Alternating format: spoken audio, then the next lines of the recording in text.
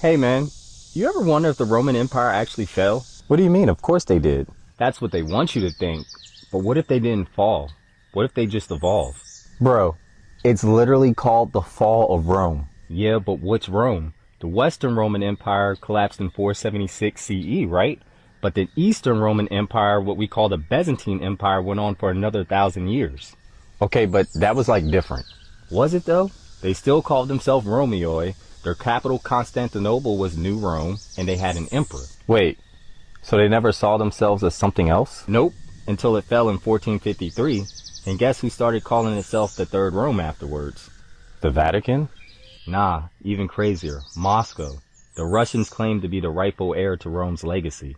That's wild. Tsar is literally just Caesar in Russian. But what about the Vatican?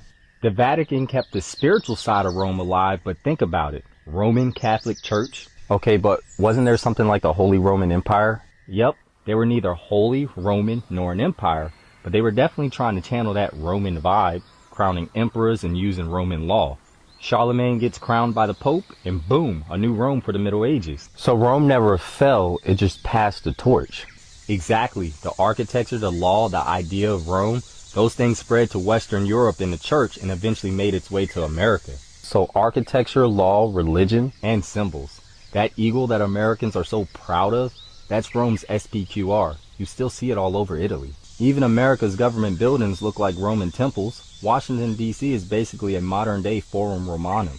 Wait, so you're saying the U.S. is Rome 2.0? Think about it. Republic, Senate, Latin mottos. The founding fathers were straight up obsessed with Roman ideals. You know, it's also kind of interesting that the majority of the U.S. presidents are related to the royal bloodline. Talk about keeping power within the family. And as far as power goes, Europe's old families, royal bloodlines, Russian nobility all claim to be descendants of Rome's legacy. So the empire never ended, it just transformed.